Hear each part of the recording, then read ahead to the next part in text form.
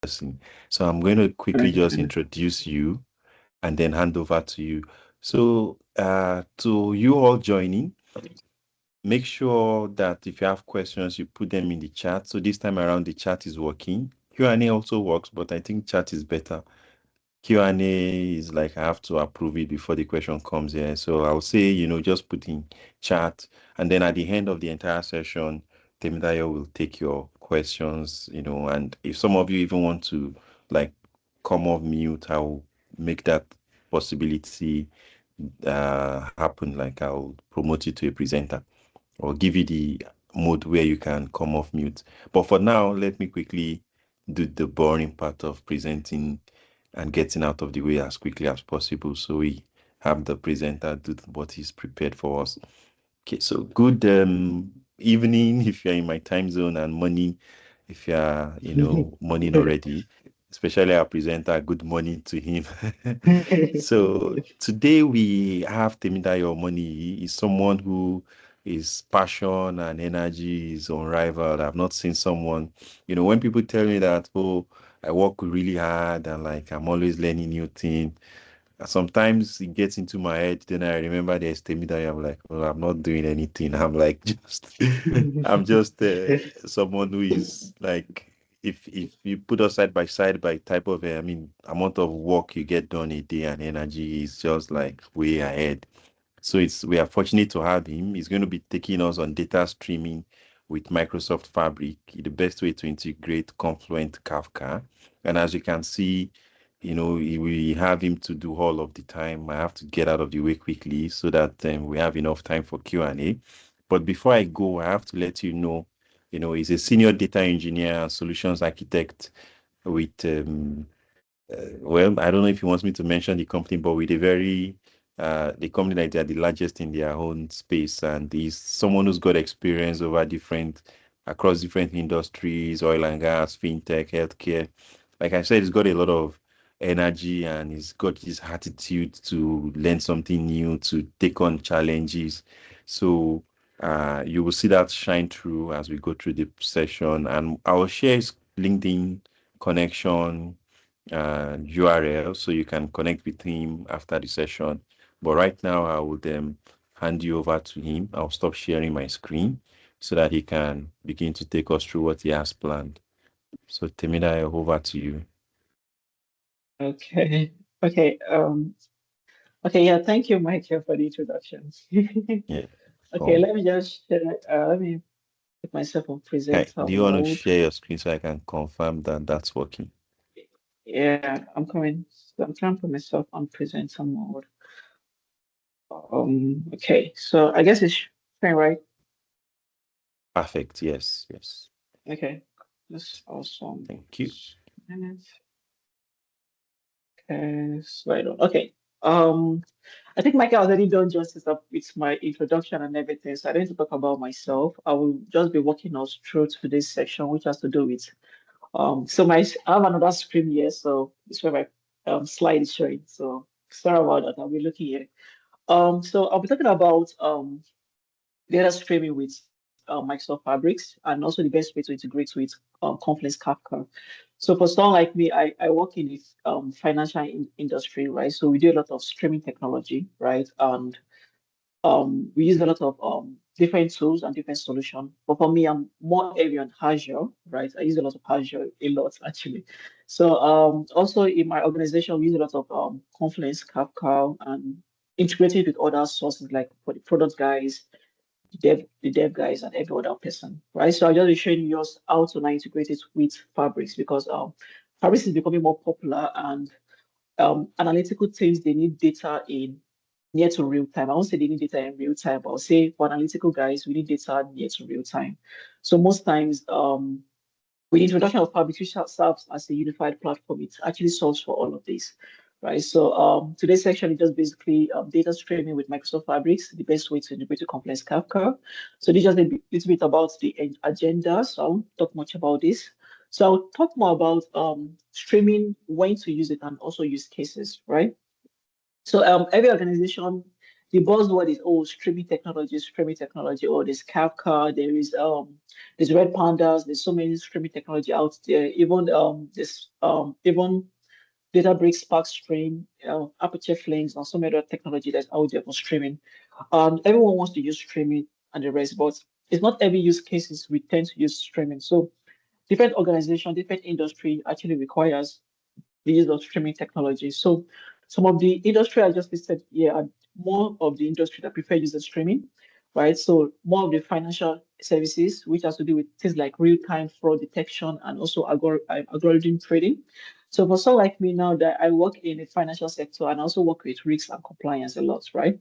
So we try to be more proactive than reactive nowadays. So we're always trying to come up with new solutions that actually help us to detect potential frauds or potential fraudsters and using our platforms and our services, right? So always trying to build real-time detection, real-time monitoring and the rest. So situations like that, right? We need to have like real-time technology. We have like streaming technology that can help us to easily identify situations like that.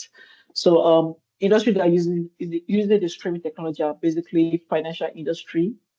We have like e-commerce and rental. There's this buzzword that's been trending now, which is dynamic pricing, right? So most organizations are beginning to, especially the e-commerce right now, are beginning to embed the culture of dynamic pricing. So dynamic pricing just basically means it has to do with trends in sales, right?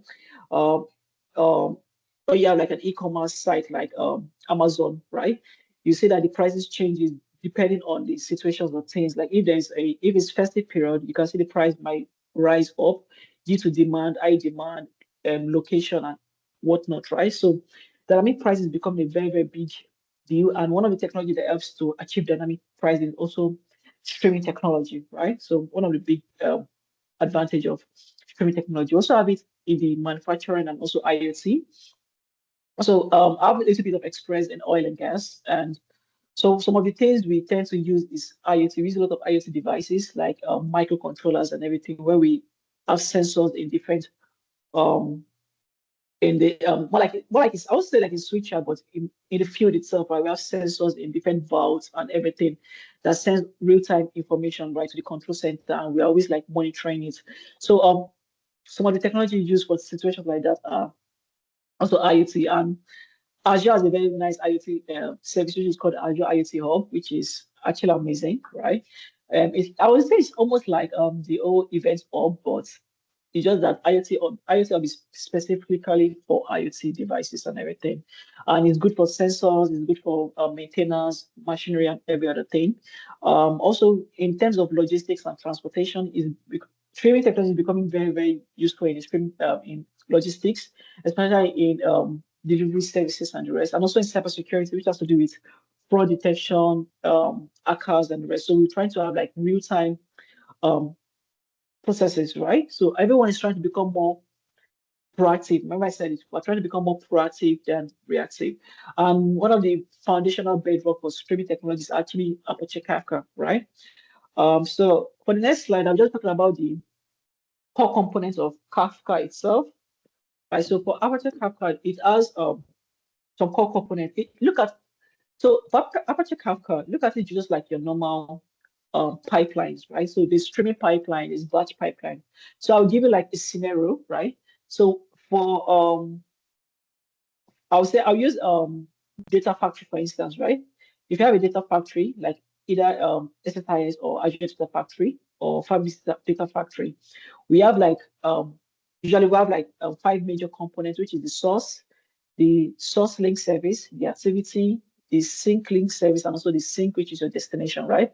So it's the same pattern with also um, Kafka pipelines, which is the streaming pipeline, where you have your source, which is more like your your source connector. Usually it can be from anywhere, right? So most times organizations use different source, right? So some organizations they want to collect their source from an API.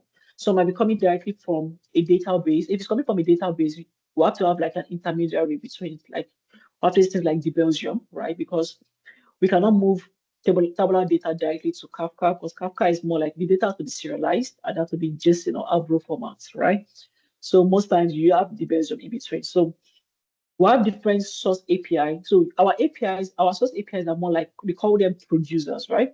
So I use the analogy of ADF to explain what the source, sink, activity, and the destination, right? So the same thing too with Kafka, right? So for Kafka, it's called the producer. So producer is what basically produces data, produces events, right? So your producer can either be your mobile phone, can be from a database, can be from a API, can be from any other thing that just you want to pull data from, right? So that we'll call our we call that our producer, right? Then we have the Kafka clusters, right?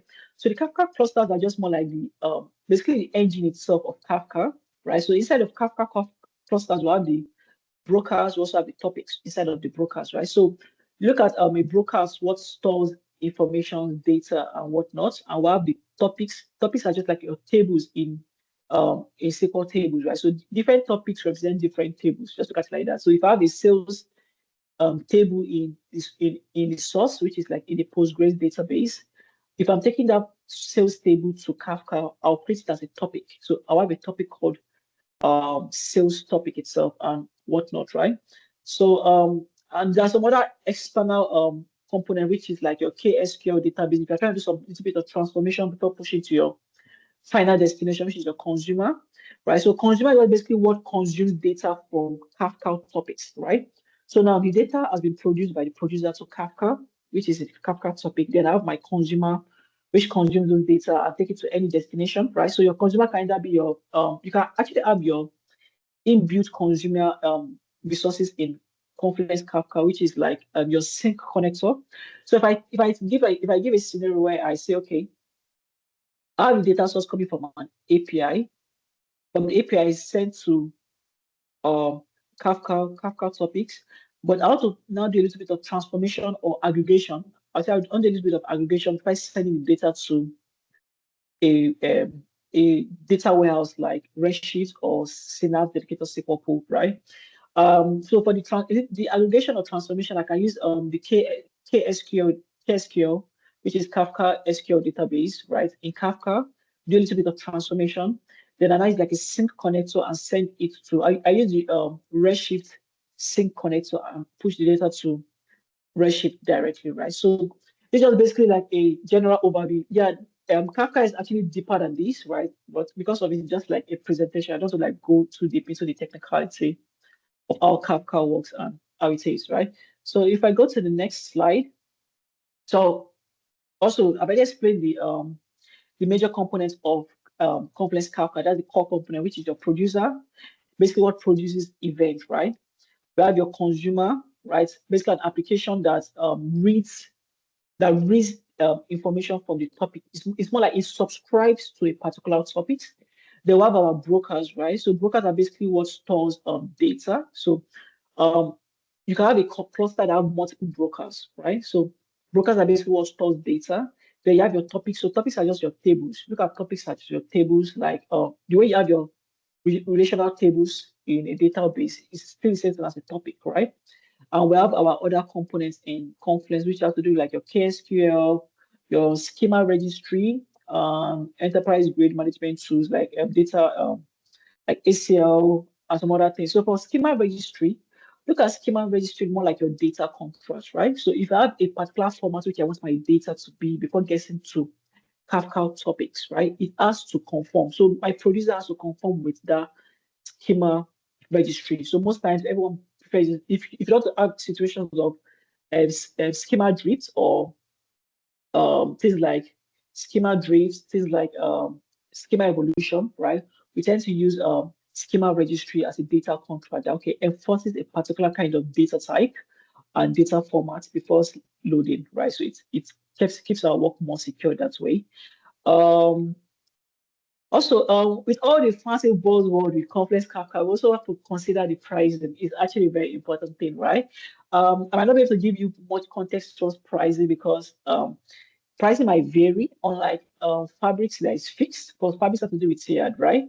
But for Confluence, it kind of varies. It depends on some components, things like data ingress, things like data egress, right? So data ingress is just basically data written to Kafka topics. Data egress is data read from the consumer bit. So now what gets into Kafka and what is being consumed by Kafka. So it's like your input and your outputs are charged. Also in terms of storage. So most times there's something called like a retention. Oh, sorry. Sorry about that. So for storage, we have something called like a retention policy, right? So it depends on how long I want the data to be stored in Kafka for a particular period of time, right? So most times, um, people if do like a demo or like a POC, proof of concept for a client or something or a team, I would say, okay, let's just set up the development environment, create a development cluster, set a retention policy for like 2 weeks. So after 2 weeks, the data gets deleted, right? So situations like that, you actually goes that way. Then there are different types of cluster. We have the standard cluster, we have the basic cluster, and also dedicated cluster with a private network. And also additional add-ons, like, remember I said like connectors. So connectors can be like your source connector, your sync connector, can be the Belgium connector and the rest. KSQL database, that's what you use for aggregation in Kafka. Stream governance and some other things, right? So I also put disclaimer: pricing is complex and subjected to change. So most times I would advise always consult the Confluence team, reach out to Confluence team. You're trying to integrate, you're trying to set up Confluence or streaming technology in your organization, and you don't manage it yourself. You have to do like a managed service like Confluence Kafka. I would advise you reach out to Confluence, and they have a very responsive team, and they'll always reach out and explain what are the latest technology, what are the latest trend, and how to achieve what you want to achieve. So this is just I'm looking at time because I have a few minutes. So this is just like a very simple um flow process. I think the picture from the image for Confluence itself, right? So just like a very simple flow process for Confluence where um you have the source. Your source can come from any place, can either come from Oracle DB, that's like Oracle database, can come from a SQL Server database, can come from MySQL database, can come from an HTTP, can come from a Firebase, even can come from some AWS tools like SNS and the rest, right? I will have a Kafka connector. So most times, if you have data coming from a relational table, you have to have what we call, what's the name? You have to have something called the Belgium. So the Belgium basically converts relational table it makes it serialized so that Kafka can read those data. So we have a Kafka connector. So if you don't start building your connector yourself, like manually, Kafka already has inbuilt connectors for you, right? So, but remember, it comes with charges and everything. But the advantage is it is being managed by Confluence Kafka, so it has a lot of advantages and everything. So you have your Kafka clusters. Remember, your cluster is more like the engine. Inside your cluster, you have your brokers who stores information and data. Then you have your topics inside of your brokers, right? And your topics, you have your partitions and whatnot, right? And so you also have your sync connector. Sync connector basically takes the data from Kafka topics and push it to the final destination, either a data warehouse or S3 bucket or Elasticsearch.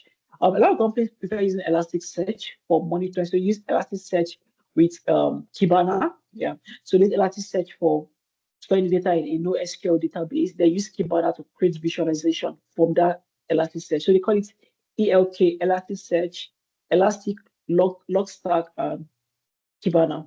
So ELK, something like that. So there are like basically three major components. So it's actually a very nice technology to know. That's Elasticsearch, which is like more like your NoSQL database. It's more like your what's the name, MongoDB, or you can say Cosmos DB, but it's very, very friendly and lightweight. So it's preferably you can push data to your Google BigQuery. So I'll go to the next slide, which has to now do with fabrics, because I'm talking about two technologies together in one, right? So you might say that, okay, why are we considering fabrics when we already have Kafka, which is fine. But remember, most organizations, especially in the analytical teams, they tend to use tools like either they're using AWS analytical tools or they're using Microsoft analytical tools. And for Microsoft analytical tools, um, Fabrics has been heavily integrated into the solution right now. So, and for you to be using a Power BI license or Fabrics license, right? Most times you already pay for Power BI license. You just don't pay for only the Pro license. Some organizations pay for the Fabrics license. And the next thing now is, okay, now I have a Fabrics license. how to connect to Kafka and pull data to Fabric. Like I don't have to go through like multiple levels or anything. Since we have the data now in Kafka topics, I can just easily connect to Kafka topics and pull the data to Fabrics itself, right? And every organization is trying to become more reactive. More proactive rather. Every organization is trying to become more proactive than reactive right now. So it's more like you're catching something, building a solution before it becomes an issue itself, right? So let's give you a little bit about the overview of Fabrics. I know Fabrics have added more and more components, right? So the whole summary of Fabrics is just basically it's a better version of Synapse. As I just say, right? So Fabrics is just basically a better version of Synapse, right? So Synapse was also the unified platform for both data engineers, data scientists, and also um, data analysts, right? So the same thing too with Databricks, right? So Databricks is also a unified platform. So that's the same thing also with Fabrics and Synapse. So they're all unified platforms where data engineers, data scientists, and data analysts can all work together, right? The only major difference is that Fabrics is more of a SaaS application than a PaaS application. So meaning that it's more of a software as a service than a platform as a service. So for me, that I'm coming from a very strong Azure and AWS background, right? I'm used to using Terraform to build my solution. I'm used to building my resources, like spinning up a resource or provisioning a resource with Azure, spinning up a resource with AWS, right? Using Terraform or using ARM templates or PowerShell to do all of that, right?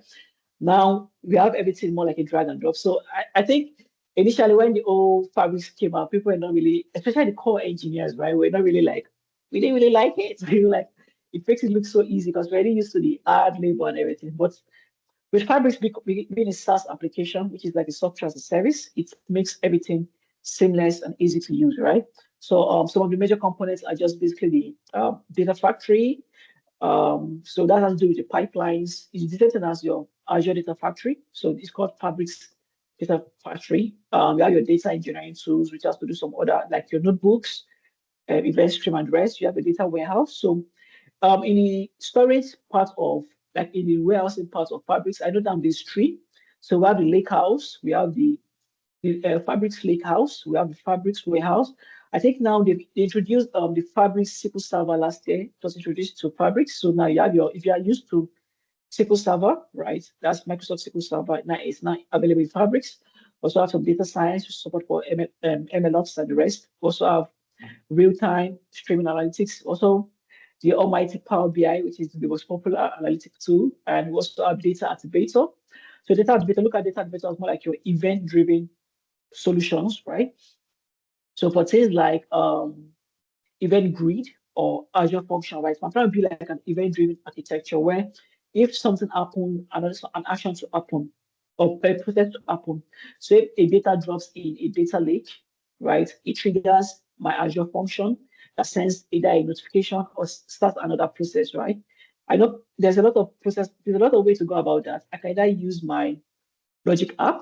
I can connect my Logic app to my data lake, and I say, okay, trigger by when there's an update or when there's an insert or when there's an upload in the data lake. I can use my Azure function where I can say, oh, let me use either a event grid trigger or I use a Azure blob trigger, right?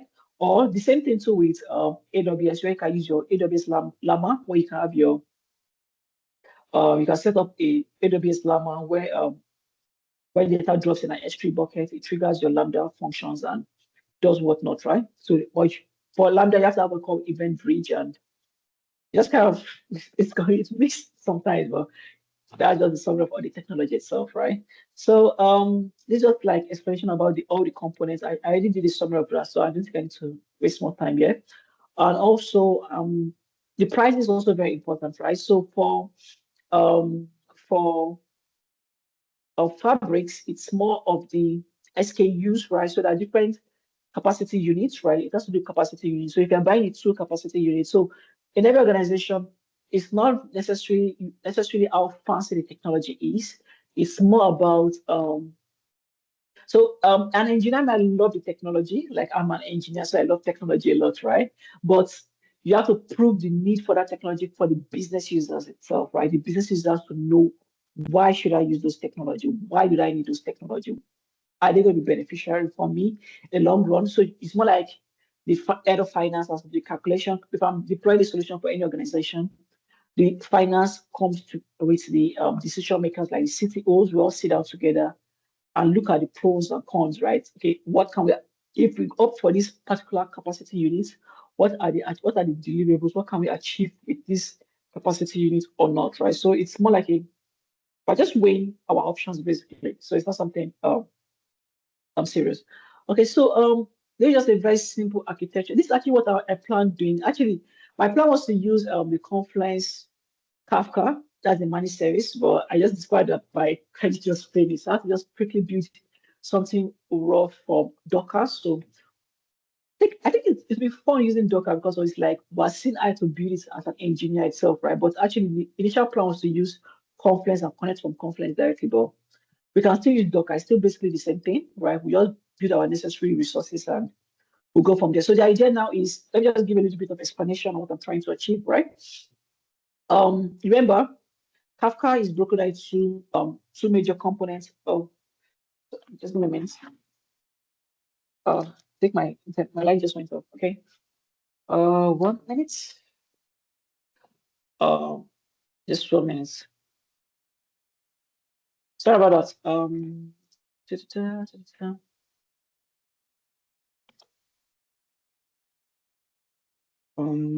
Okay. Let me see. Let me ask you the chat. Is my screen still visible? You can just drop it in the chat. Where's the chat? Okay. Just let me know if my screen is still visible. Okay, no. Okay, thanks. Sorry about that. Okay, so I'm sharing again. Okay, I'm sharing again. I think I'm sharing. Just let me know if it's visible. Okay, now it is awesome. Thanks. Okay, just give me a minute. Let me try and connect the inverter. Just a minute, please. Okay. Okay.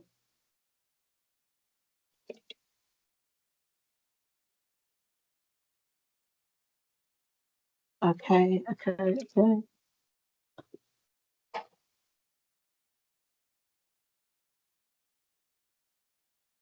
Okay. Thank you, Michael. Okay. Where's my camera? Okay. Okay. Sorry about that.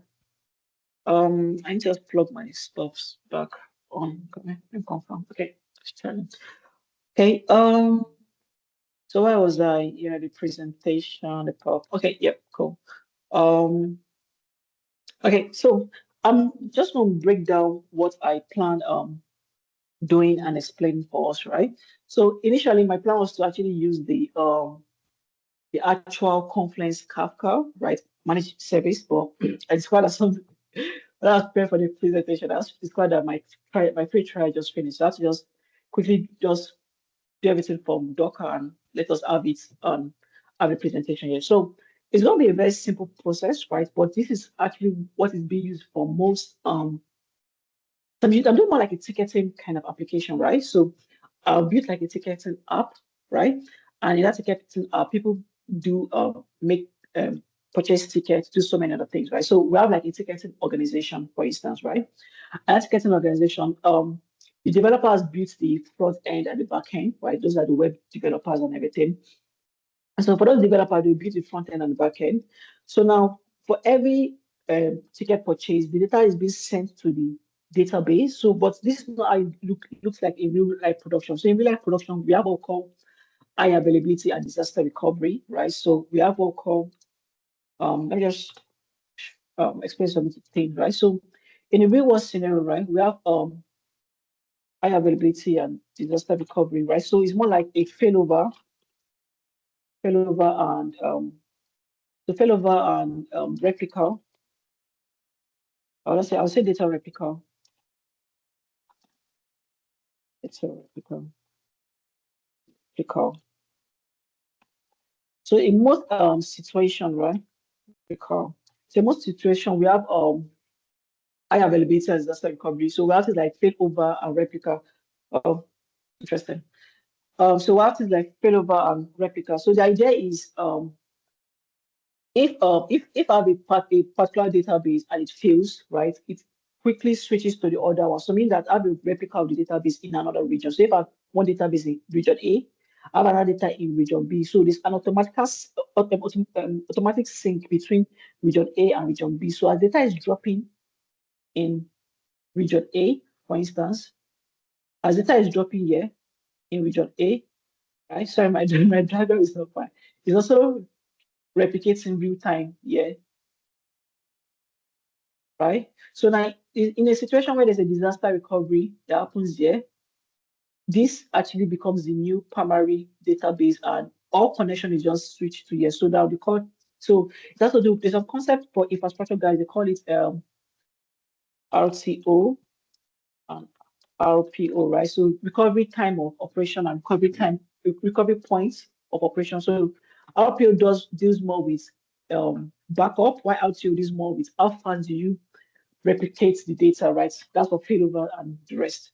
So I don't really need to explain this, but these are more of infrastructure guys and everything. So of course I have a little bit of knowledge about it because I do a lot of infrastructure sometimes. So in actual sense, what I mean, so in summary, right, is just like the actual sense it's not just only one database that's usually there. It's like we have like a main database, probably would have a replica. So in the replica we get to connect to actually.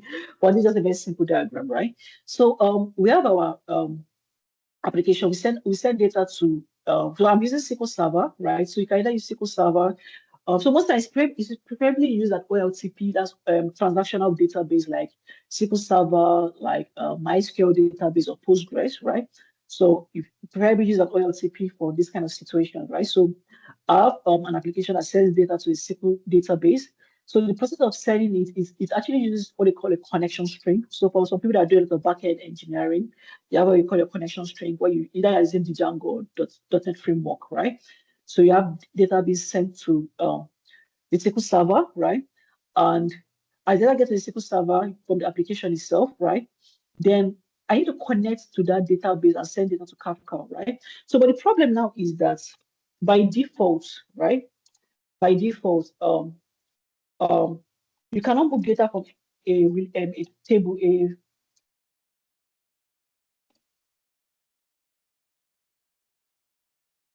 you can't move data from a relational table to Kafka by default. Why is that? Because um, table are more like tabular data. Why Kafka are the data needs to be serialized, right? So it needs to be serialized, and usually data comes either in JSON or Avro format. Avro format with a timestamp actually, timestamp itself, right? So those are the things you need to consider, right? So either the data is coming in. So before the data gets to, so the reason why I can't move data directly from SQL Server to Kafka is because the data is usually tabular data, right? So I need to serialize the data and convert it to either JSON or Avro. So if it's in JSON, it's fine. If it's in Avro, it has to have a timestamp. So Avro is just basically JSON file with a timestamp itself, right? And usually, so just three more things. So usually, the kinds of data, the advantage of the Belgium is that the Belgium doesn't read table, it reads the logs, right? So it reads the logs of the database itself. Database. So what are the logs it reads? So if I'm using things like MySQL database, so I'll set up what we call a Bing log, right? If I'm using PostgreSQL DB, I'll set up what we call WLL, yeah, WLL. But for SQL Server is quite different. So SQL Server, you have to activate an agent. Activate an agent. So it's the agent that does the O. It's the agent that does the OCDC, right? CDC. So that leads me to the next explanation what I'm trying to achieve, right? So the reason, one of the advantages of the Belgium also is that it supports a concept called CDC, which is um, the change data capture. So the change data capture, meaning that activities like insert, update, and delete are usually captured. So activities like insert, delete are usually captured. Yeah, some scenarios might happen where you have things like schema evolution, right? So you have things like schema. That is like schema evolution, right? So for schema evolution scenario, right, meaning that, oh, maybe a new column is added, right? It works sometimes, but it comes with a lot of configuration. So most times, I prefer using an extra tool. Yeah, but for the browser, what do you call it now? Confluence for Kafka has the ability to manage that, right? So schema registry means that a new column is added, or you can call it schema drift. Anyone can call it schema drift. It means that a new column is added, like a new column. So new column is added, or maybe like a data type changes or something like that, right? So um okay, so that's that for the browser. So the browser basically is a CDC application that's change data capture. It's actually open source, right? That's if you are building it locally. It's actually one of the best in the market for change data capture. I know there are other ones like Estral and some other ones. You can also use tools like Fivetran. I think Azure Data Factory also supports CDC to an extent, right? But it does have like a timestamp into it. So now the data gets into, so the beautiful thing about the Belgium now, the Belgium does the whole change data capture with the Belgium connector, and now becomes like a producer that sends data to the Kafka topics, right? So for our Kafka, we have our control center, which is more like where you can control what your Kafka interface, right? So if I was using the conference Kafka, I would have seen my control center and everything. So we have our schema registry, which serves as our data governance, like a data contract. Then I have my consumer application. So for my consumer application, I basically containerize it, right? So in a real world scenario, right? If I don't to, if I was using Confluence Kafka, I would have used the inbuilt sync connector to it's just more like a drag and drop. We'll just pick the sync connector, set the necessary credential and move to whatever destination to move it, whether a data warehouse or something, right? But because of how to build this locally, I'm building it from Docker itself, right? So I created it's a Python consumer script, right? That has been containerized, right? So it has been containerized. So the idea is when you containerize it, you later move it to Kubernetes, right? For orchestration and everything. So that I just try doing here is I have a Python script that consumes those data, right? And moves those data um to Eventstream. So from Eventstream, we also have the what's the name again of this the names are always mixing up my head. So this are event house. So it's more like a KQL. So this KQL in Fabrics, right? So it's more like an event house. So event house is where you just have all the data stored and you can now build your Power BI report. But if I was doing this from Azure, right? From Azure, it will come through. It will go from an events hub, right? Yeah, I'll go to stream analytics. Stream analytics. Stream analytics. Then it goes so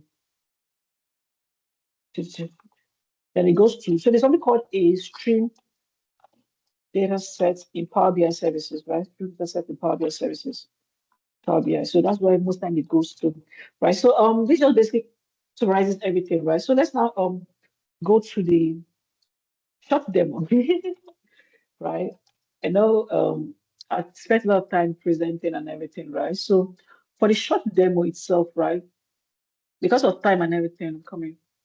Is this it's okay, sorry, this is another stuff I'm doing. Okay, so this okay, cool. Cool. Mm, okay, okay. So let me just give like a very short summary, right? So because I'm building this from I think I have to close this, right? Okay, so because I'm building this from I'm using Docker, right? So actually I have my because I'm trying to like containerize my application and everything, right? So I have like a producer which is for something else entirely. I also have a consumer. So this my consumer is actually for another project, right? Actually, this consumer app actually sends to S3 bucket as a package format. So I don't think you need to bother about it. But let me just show you like a summary of all what is being used. So if I go to my docker.compose file, right? If I go set this up, if you're setting this up yourself, like if you're like so like like building things and breaking and building things, right? If you're setting up this yourself, right? So some of the things you might need, right? I might just explain um all the major components from the start to the end itself, right? So some of the services that are needed or the images that are needed, because all these images are actually free on Docker. So one of the advantage of Docker now is I remember back then when I started when I really took development seriously. I remember back then I really took development seriously, right? So the issue we tend to add then is, oh, it works on my system, it didn't work on your system, and stuff like that, right? So that's why things like Docker came to play, where it actually helps you containerize your entire application. You don't need to start worrying yourself over things all over and over again, right? So some of the images that are needed for this are things like Kafka. So something called so now it's so before we used to use Zookeeper to manage our Kafka brokers and everything, but now you can actually use what called Kcraft. It's actually I think Zookeeper support for Zookeeper will stop very soon. So everyone is beginning to shift towards using Kcraft, right? So I use a lot of Zookeeper a lot, right? So some of the services that are needed is the Kafka broker for Kcraft with the necessary configuration. Then or your schema registry. So all these are actually being pulled from they're being pulled from Docker Ops itself. Right? So Docker Ops is where you have all your Docker images I can also pull it from, right? And I'm giving the container name. So see this so this is my schema registry. So schema registry is just um more like data contracts, right? So I have my Kafka Connect. So my Kafka Connect helps me connect to the Belgium because I'm actually doing it locally. I'm not doing it from I'm not using a managed service, right? Like Confluent Kafka. So if I scroll, I also have my Belgium. So the Belgium is also it's also under the Docker org, right? So for the Belgium, it's more like act as my CI/CD. I'll show you how everything works end to end, right? So I have my Kafka UI, which just gives me like it acts more like my data center, where it gives me all my user interface. I can see what's happening, whatnot, right? Then we have my Prometheus. So I won't talk about Prometheus in this section because it's more for so Prometheus and Grafana are more for monitoring real time, setting alerts, having log monitoring and all those things. So it's not part of today's section. This is actually an old project. That's why we use this for the demo for us today. So I'm not talking about Prometheus. I'm not talking about Grafana. So those are not part of the scope for today's presentation. So node exporter is also part of Grafana. So, okay. So for this, so now I remember I said I have to containerize the app. So I have to containerize my producer app. I start to containerize my consumer app, right? So, but my consumer app is sent to S3 bucket. So, remember, I said it's an old project. I just have to bring it because of my Confluence expired before this session. Okay, but that's fine, right? So now if I like, I know that okay, these are all my images. I know normally if I'm working with Docker, right, you have to just do your normal Docker compose up the task, right? But I've done that already. So all my Docker is actually working, right? So if I check my Docker, for instance, right? So if I go to my container, that's what open since. Okay, sure, cool. So if I go to my container, I've actually turned off some stuff, right? So I can see my load. I don't really need my Prometheus. So I've turned off the Kafka producer because the producer is actually for something else, right? So I want to do it like locally and everything. Also, I've turned off some other things like my Kafka. What's my consumer? It's my consumer offset. Okay, I should up this. I can leave it on. This one just says there's 3 buckets. It's not an issue. Okay. So now, when you run that, right, there's some other things you need to like put into consideration, right? So, and also I'll give you the my GitHub link to some of the projects, right? So you guys can have like a feel of how it works, right? So now for what's the name now? For the Belgium, you'd have set up your the Belgium connector, right? I'll also give you a blog which I broke down the entire concept of how to go about it. So for Debezium, you'd have set up your Debezium. It should be running, right? So, but for Debezium, most of the time I set up Debezium from sorry, I set up Debezium from what's the name now? I used WPS Ubuntu. Okay. So most of the time I set up Debezium from here, right? It's usually kind of faster to an extent though. Not really sure, but it gives me more control, right? So I just write the Debezium configuration, right, of what I need. But if I need to write the developer, I have to put in my password. So I don't want to do that in this live because it's a live section and everything. So, but normally I would have put in the Debezium what's the name now? The Debezium configuration. So if I let me just show you. I think it should be here on my Medium or something. Just a minute. So it'll be easier for you guys to understand what I'm trying to explain. Come just 4 minutes. Where are you? Okay, yeah. So something like this, right? So this is what I would have put inside of this my terminal over here, right? So I would have just created like a post, I would have set a call post, right? And I'll put the necessary configuration like the database name, the data username, the password, the database, and some and whatnot, right? So this is what I would have put inside of this my WSL. So WSL is just more like Windows subsystem for Linux, right? Because Docker is actually made more for Linux OS, so we have to have like a subsystem on Windows environment for Linux itself, right? So that's what I would have put here and everything. So that said, right? Remember, I said something about SQL Server, right? Before I can work on Docker, right? I need to activate something. If I'm using Postgres, I have to set up WSL. If I'm using MySQL, all these are OLTP, online transactional database tables. I will use WinLog. If I'm using SQL Server, I will use I want to start the agent, right? So if I go to my SQL Server, for instance, I have my SQL Server here. So there's an agent I need to start that SQL Server agent because every approach is quite different, right? So I think I've started it already, so it's actually running, right? So I need to start it, and there are some queries you need to do, right? So if I'm doing this for the first time, if I have a database, right, I'm doing it for the first time, I say, okay, let me write some stop procedure to see what are the available what are the available this thing. Have I activated things like CDC in my database, right? If I run this, okay, I need to connect again. This way. Cool. Okay, so it's telling me I've already enabled it, right? Because I've enabled it before. So my database is CDC enabled. I can say, okay, let me see all the tables that CDC enabled, that change data caption enabled. I like the way SQL Server does it, or like I use a lot of Postgres to do this, and it's always somehow. SQL Server makes it look like so made it look nice. Not that I'm selling it, but it's like my son made it look nice actually. So this is actually the table I'm actually more focused on right now, right? So I can also do more further querying and the rest, right? Okay, let's just check some other things. Okay, I know that yeah, CDC is enabled, right? That what this one basically means, and so I think that's that for this part, right? So the first thing before you even work with CDC, right? Set up the Docker and everything. Have your the Belgium connector set up, then enable CDC from your SQL Server, right? So which has been enabled, and I've checked if it's enabled, which it is enabled, right?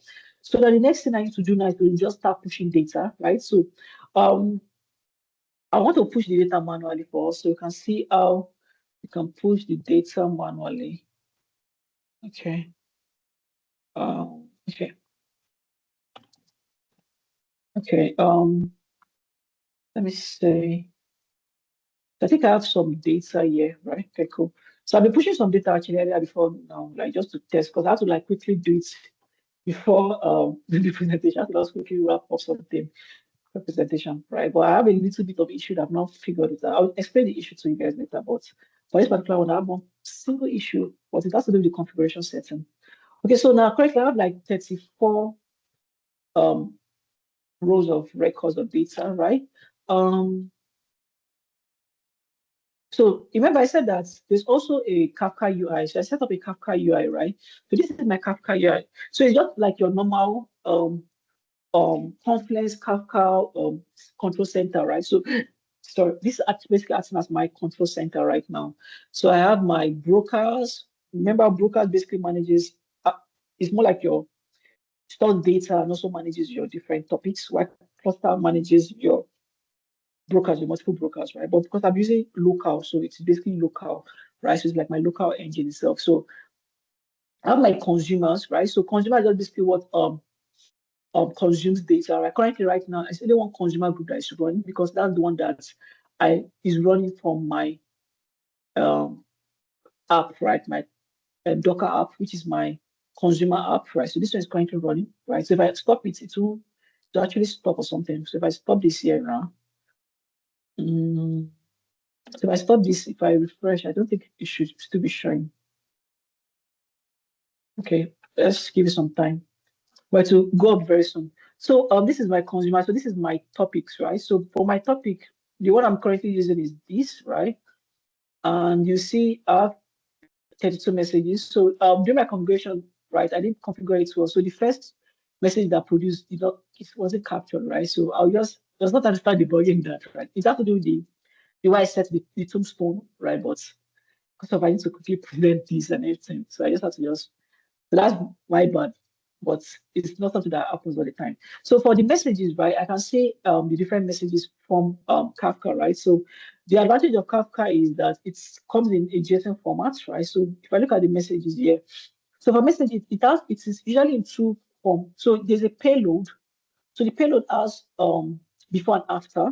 So usually we are more focused on the after, right? Because for CDC, so you can see we have a before and we have the after, right? So after is actually what we're more focused on. But if I make an update to the database, it will have, so the before will not be null, it will have a record. So it will have like version 1, version 2, version 3. So it will have a record. So the before will have a record, then after, but usually it is the after that is being consumed by the consumer application and the rest, right? So I have the before, also have the after. So this is just the topic itself. So let's see how it works, right? So what I'll do now is I will run I don't know, I'm opening this other project. So I will run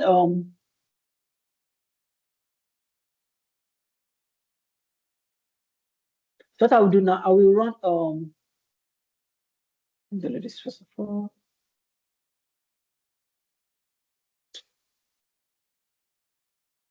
Okay.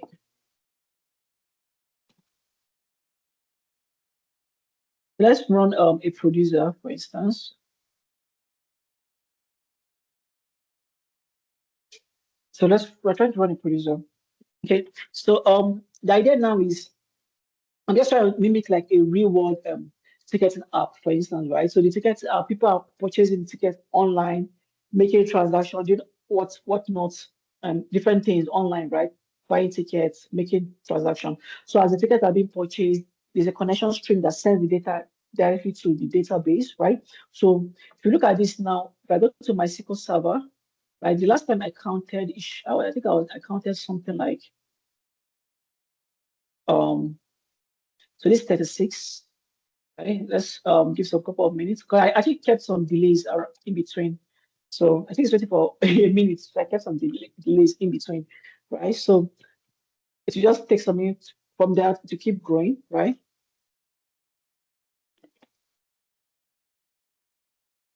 Okay, that's just why it keeps on moving. Let's keep waiting. Unplug my laptop. Okay. I think the first batch has dropped, right? So I think you should have gotten more than this. So that's 38, right? Cool. If I go to my Kafka, so I remember my previous message was 32, right? So I think it should have now it's 36, right? So it keeps so now as data are entering database, right? Remember, as data is entering the database, let me just draw something, right? As data is coming from the application itself, this is the application, right? As data is going from the application app, it's going to the database, that's SQL Server. SQL Server. From SQL Server, it goes to the Belgium. So from the Belgium, it goes to Kafka topics. Kafka topics. So from Kafka topics, it goes to what's the name now? It goes to the consumer application. So most times, right, the reason why I use the consumer application, because every organization are different. Some organizations are trying to save cost, right? Because normally I would have used what they call like a sync connector. Am I right? But I usually call it sync connector in Kafka. Let me write WN, sorry about it. In Kafka, right? But I use a sync connector in Kafka that now sends it to either the final destination. But because of now we're trying to people are trying to save cost and everything. So most times for the producer, they don't even use the bells, they want to create things like a microservice, right? That connects to the log and sends data directly. For the core software data engineers, right? We tend to build like our application, containerize it, and pull data, send to the final destination rather than using the sync connector. So what I try to do, I try to save cost. You get so, but I'm not saying because it's just a demo section. So so this is 40 now. You can see it's increasing. It has increased to 40. So the topics keeps increasing, right? Which is fine. So that's just like the first step, right? And if you look at this here, there's another there's a consumer, right? Where's that consumer again? So for my Kafka consumer, this is for another project, right? So this will send data to S3 bucket as a packet format, right? If I check this now, I'll see that it is sending data to packet. So this is going to my S3 bucket, right? But this is not part of the demo today, right? So I have another Python tool. So the next goal now is okay, now we have our data now in Kafka topics. So now that is what the software engineers, the infrastructure guys, or the Confluent engineers want to do, right? Get me data to Kafka. So now it's not left to whoever consumer wants to use it, right? So for the consumer bit, that's why you now see the guys like so you now start seeing people like for the consumers now, you start seeing the software engineers.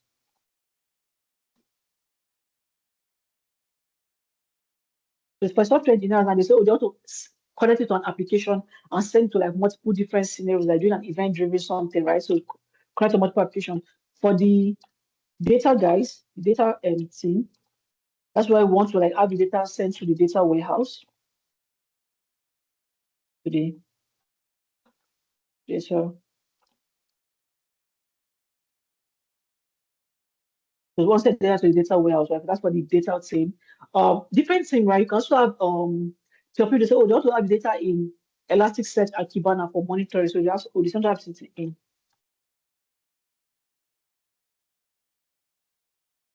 Have in Elasticsearch and Kibana for monitoring purposes. Or sometimes they can just say don't send to Datadogs. Right? So database is not way better, but it's kind of expensive actually. It's expensive, very, very expensive, right? So some say, oh, I'll send data to Datadogs rather and send to. So different people, different use cases, right? But now because of the way the world is keeps evolving and connections and everything, right? So rather than me sending to any of these, I'll send to send the data to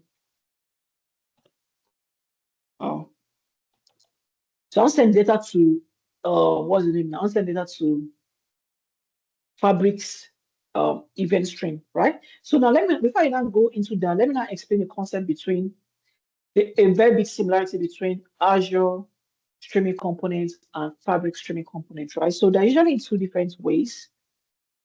So okay. So they're usually in two different ways, right? So for Azure, right, we have the Azure events event hub. It's the same thing too with AWS. You have your AWS Kinesis, right? And your Firestream and the rest. It's still the same thing. So we have event of, then we have stream stream analytics, right? So that's how we use it, right? So the event of, that's what we call like a event of workspace. So that workspace is more like your topic. So event of what we call like a event of workspace. So this is just more like your topics. The same the way we add topics in Kafka, right? So it symbolizes topics in Kafka. So that's all the thing. So if you really understand one technology very well, going to another technology will be like a walkover, but it's still the same thing. It might just be a different naming convention, different use cases, different scenarios and everything, right? But they're basically the same thing itself, right? So I have my workspace, I have my topics, I have whatnot, right? So that's just the first phase. Then you now have your fabrics on, right? So for the fabrics bit of things, right?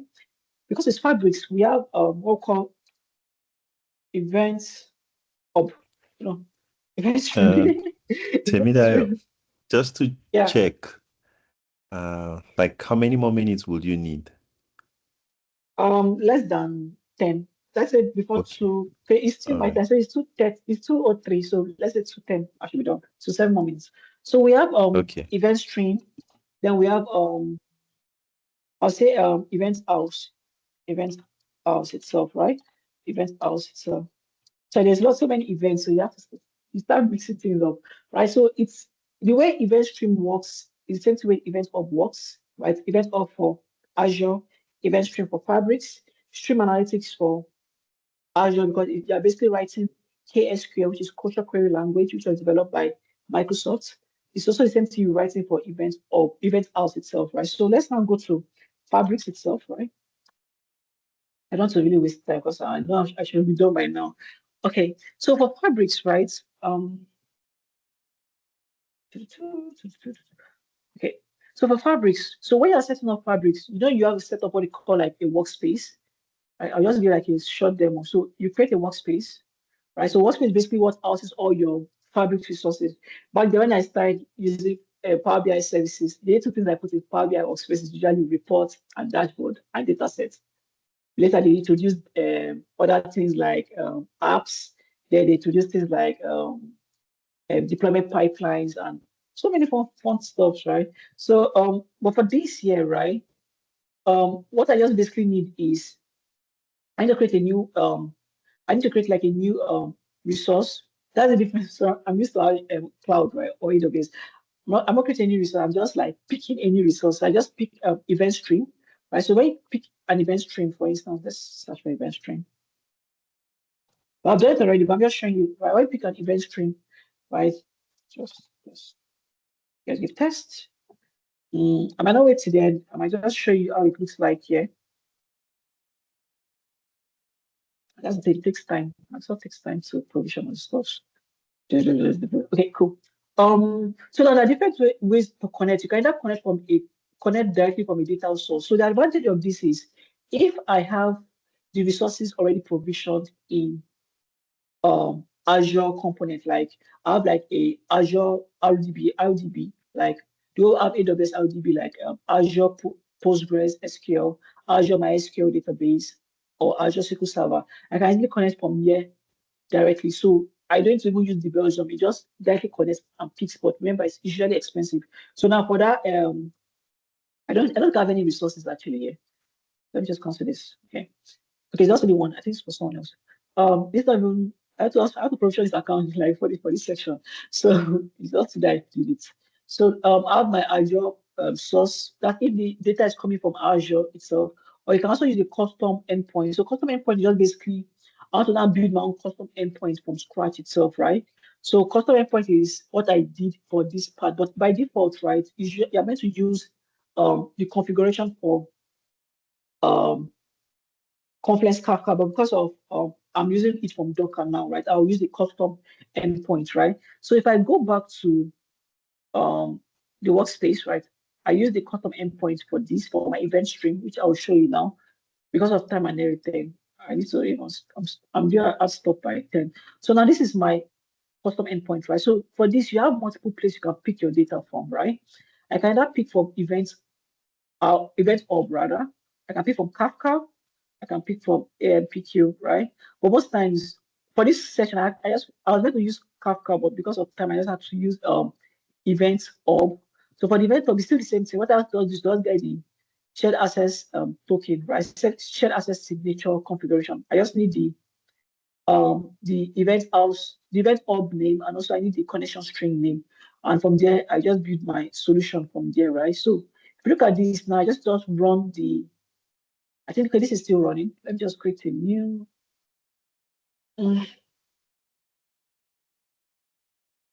Um,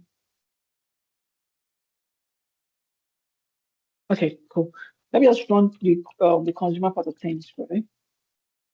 Consumer for fabrics, right? So I just wrote this one this morning, this evening, because of this section. So for consumer for fabrics, so what I'm going to be consuming the data now, and I'll be sending it to what's the name now? To this here, right? So if I it's actually running, right? So I just give you some couple of minutes.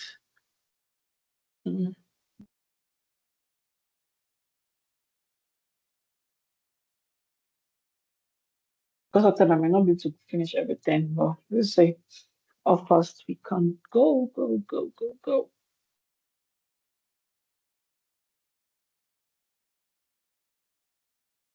Oh, people said they couldn't join.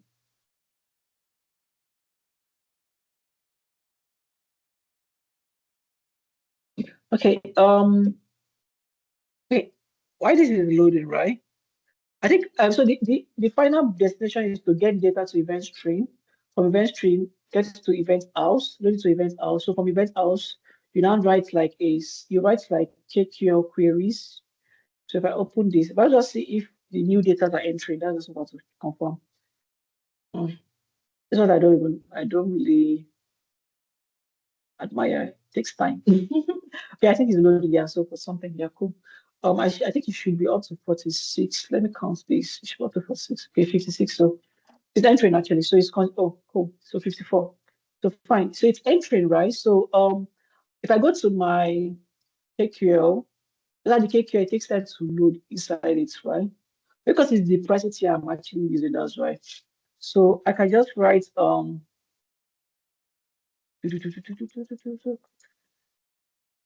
in.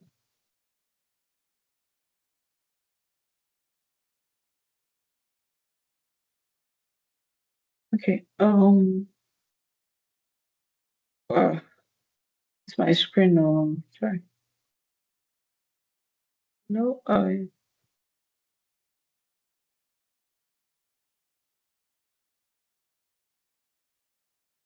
come. I don't know why it's doing like this.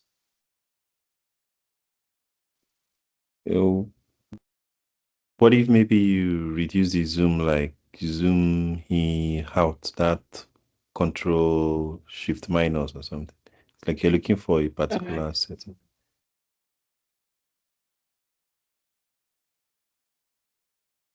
Okay, that's fine. Okay, the table name is ticket, right?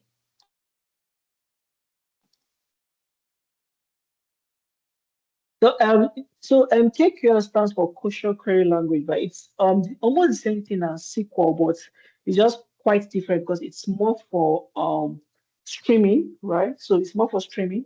Actually, I started using more in Eventstream, right? So it was actually easier in Eventstream Analytics. So just like run this to just check. I have like a preview of the data itself. So now I can have a preview of the data, and if I want to now take this now to like Power BI, just don't do like a very short report. I can export it as CSV. I can also set like an alert. So alert works with data activator, right? It's part of the features. Um, it's the engine for make it to work is actually data activator.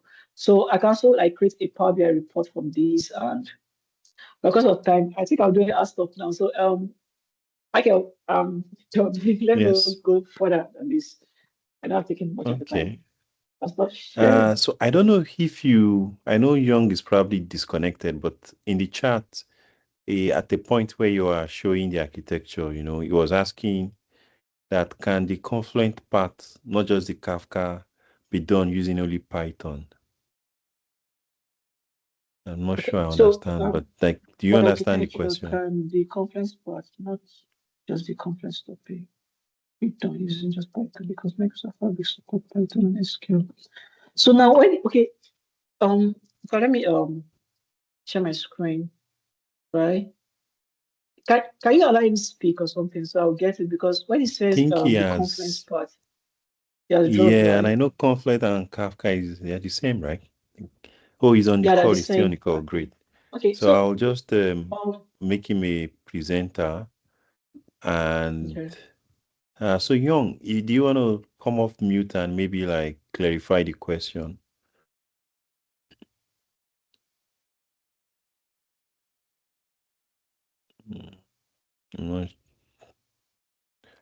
You can turn off turn on your mic. I've given you an elevated permission in case you want to ask the question.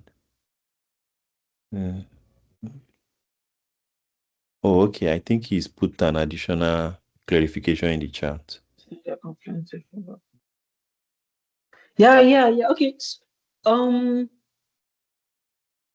Okay, I think it's asking about Java now, right? It's asking about Java. Okay, so it supports Java, but for me, right, I'm not a Java developer, so it's either I do more of .NET framework, that's C# and Python, and also Scala. So, yeah, so even in actual sense, right, Kafka is even more preferable on Java than Python, but it's more stable on Java. So if you look at, that's why if you are trying to like learn how to use Kafka, you see a lot of Java videos, right, online.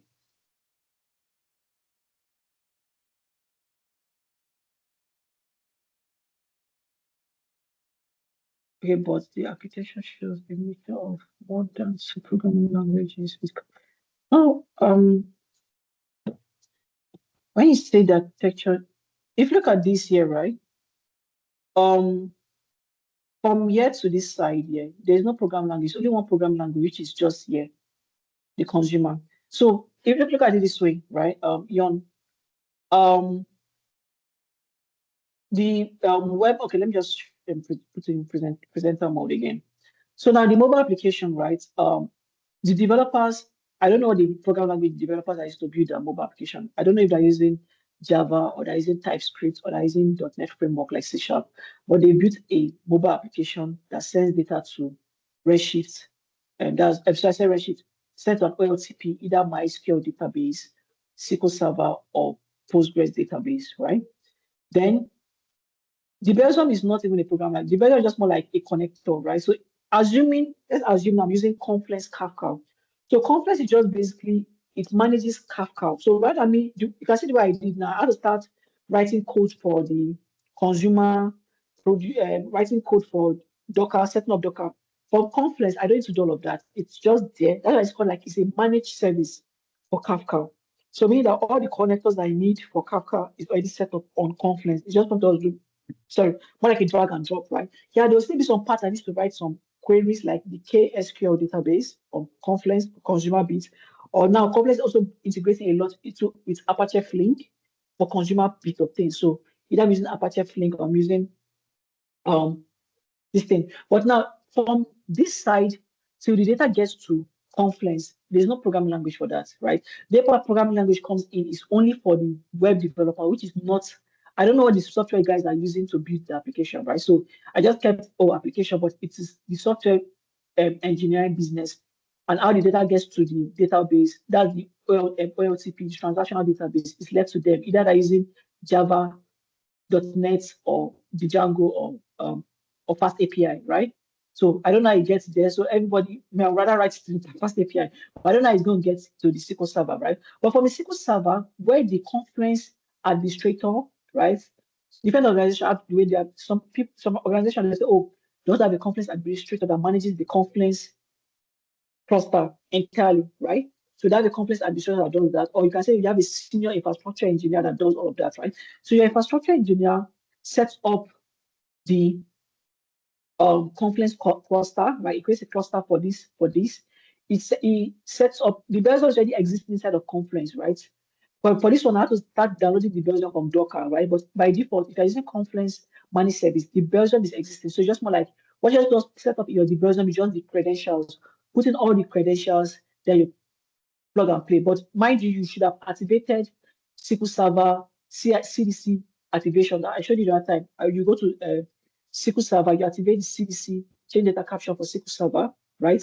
Then the Belgium is connected to this. Then the data gets to Kafka topics, right? Also, it's led to the infrastructure guys to either, but in the end goal is for the data to get to to get to Kafka topic, right? So how the data is now being consumed is usually the data thing. How data is being produced is usually most times it's usually the um, software engineers. Our cluster is being, so most times it's three people that are working together now.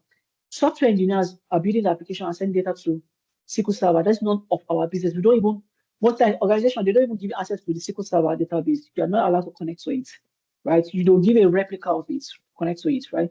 So now our data gets here is not of the data team business, actually the product guys. But if they make any changes or they add a new column, they'll always update the down also at downstream. This was not happen, this was not affect, right? So now for the producer part of things is for the software. So from the app to the SQL Server for the software guys, also infrastructure. Infrastructure also has to do with the SQL Server itself, right? For the Confluence, since we're using Confluence Kafka, it's being managed by either the infrastructure or the Confluence team that manages the Confluence cluster, the brokers, and the individual topics, and also setting up things like retention policy and the rest, right? By default, right? Usually, um, they set up what they call like a sync connector. Sync connector is also an inbuilt functionality inside of Confluence, right? That now helps me sync to either Redshift, sync to an S3 bucket, sync to ADLS, Data Legend 2, sync to Synapse or whatever destination you want to sync it to, right? But because of I'm not using Confluence right now, right? I'm building it from Docker. I said, okay, why am I using the sync connector? Let me build my own consumer myself with Python, containerize it and send the data to Eventstream, from Eventstream, then to KQ, then to Power BI. I don't know if I'm, so now for this part I'm using um, Python here. I can actually use the Java. I can use Java code for this. Even Java is even more preferred because it's more stable than Python for streaming technology because it's more object oriented than Python. Both of them are object oriented, but it's more stable and more mature. I'll just use that word actually. So in a nutshell, right? In terms of Java, I would have used Java for if I was a Java developer, Java would have come in for this architecture that to only come in for the consumer bit of things. That's all. I think I'll stop here. Oh, Michael. okay. And like you said, if you have used Confluence, you would have not even needed to do all this. You'll have plug Yeah, and yeah, play. yeah.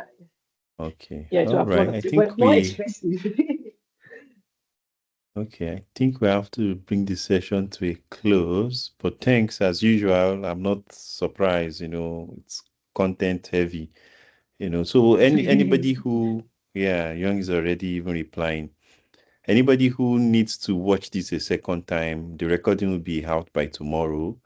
And Yeah. again, Temidayo, thank you. I know it's almost getting to 3 a.m. for you, and you still have a long day I got ahead. sleep. Yeah. I forgot to put your link in. Let me do that so people can connect to you. I'll also include it in the details of the video so that people can follow your writing. They can follow you on social media and be Let me see if I can abreast drop of any the Git up. information you share. Huh? I think see if I Okay. can drop the Git up and Oh, so that okay. Great. like That would be just nice. have I to can even use. share it also alongside the video Okay. link. Oh, great. It's even on your Git. I can go get it even if Yeah. okay, Okay. perfect. You've gotten it. Perfect. Just help us paste it in the chat. Um, You might have I to don't know my pick the system. big one. Oh, because you are sharing your screen, so Okay, it's okay, not okay, okay. Let's start the sharing. default option you are seeing. So it should Okay, be okay. easier to see the chat now, right? Yeah. I've shared first one, and so it's two that we just like opened. Okay. Okay. So I'll drop it Okay. now. Okay, please. Once you drop it, I'll just end the session. So I've dropped it. Where you Okay. have to put it in chat. I hope it's not Q&A or somewhere else. Oh, I've It's seen it. chat. It's Yeah. chat. It took a while. Yeah. Okay, great. So thank you very much.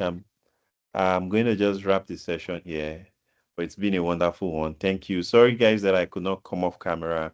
I'm at someone else's place where it's not just proper for me to turn on camera and show their house.